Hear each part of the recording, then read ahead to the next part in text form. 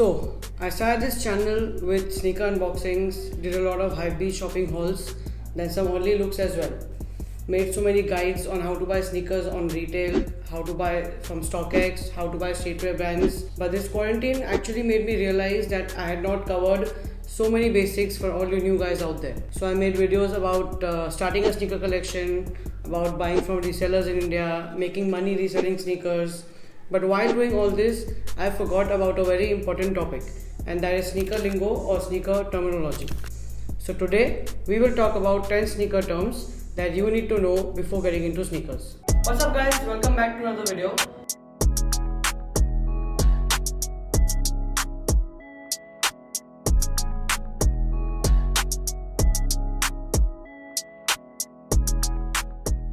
Now, there are tons and tons of nicknames, abbreviations and general sneaker slang that you must have never heard before. It may take hours to explain every single one of them. So I'm going to give you sort of a starter kit for you to not feel like an alien in this sneaker world. Number 10. Colorways. This basically means the color scheme of a sneaker. They are often referred to with nicknames like Chicago, which is black, red, white, SBB, which is orange, black, white, and Obsidian, which is two shades of blue with white. In the sneaker world, it is as important as the sneaker itself. For example, you would ask if Chicago Jordan 1s are better or the Obsidians. Although they are both Jordan 1s, but Chicago colorway being rarer is roughly worth 5 pairs of Obsidians. Hence, knowing the importance of colorways is of utmost importance in the sneaker world. Number 9. Retro. This basically means a release or a re-release of a colorway after a particular sneaker's initial or very first release. This is relevant majorly in the Jordan brand world. For example, the original Jordan 1 Chicago dropped in 1985 and was re-released as a retro in 94, 2013 and 2015. There was another one released in 2003, but that was a patent leather model and not regarded as a true retro. Every year, a new model of Jordan releases, but half of them do not get so popular with public and hence are unlikely to get the retro treatment. This is why a retro always has a higher value, because it was an extremely popular shoe with public, therefore anticipating a very high demand upon its re-release. Number 8. OG. This means original or original release. Now this has two meanings. One, the first time a sneaker released, for example the first time Jordan 1 Chicago released, as against when it was retroed in 94. And 2, colorway of the first time a sneaker released. For example, Jordan 1 Chicago Retro OG release of 94 has the term OG attached to it because it released in the same colorway as its original release in 1985.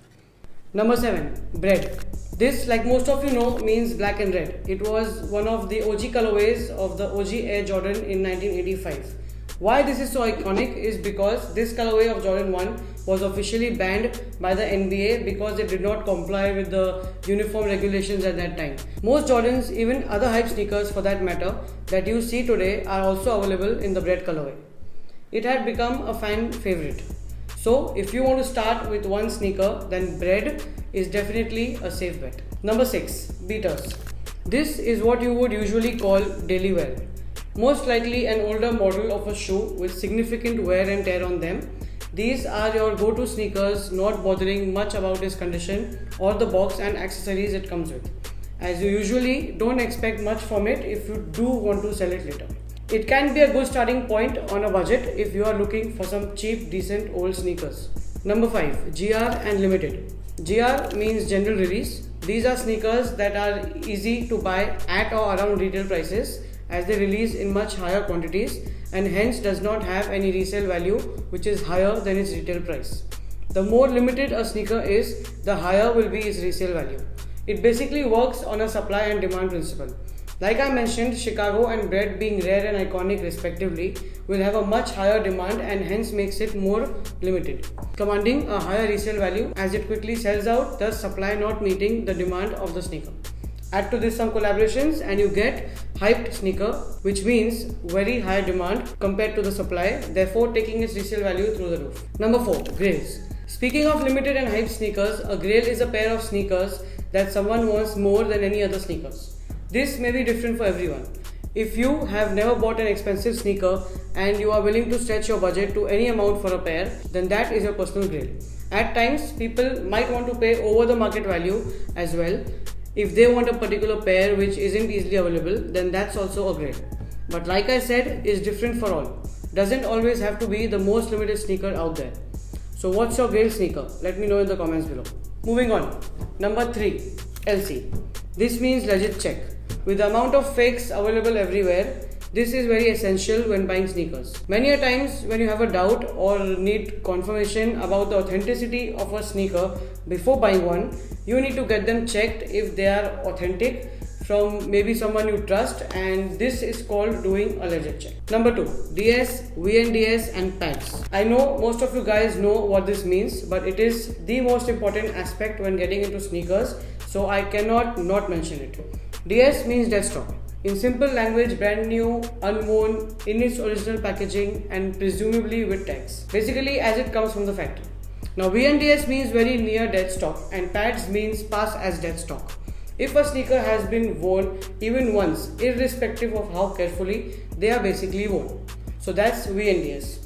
Now globally, VNDS and pads are pretty much the same thing, but here in India we have sort of differentiated between them. If you have briefly worn your sneaker, say once for example, or simply tried them on and there is absolutely no sign of wear like a stain or a crease or anything at all, then you can say they are pads.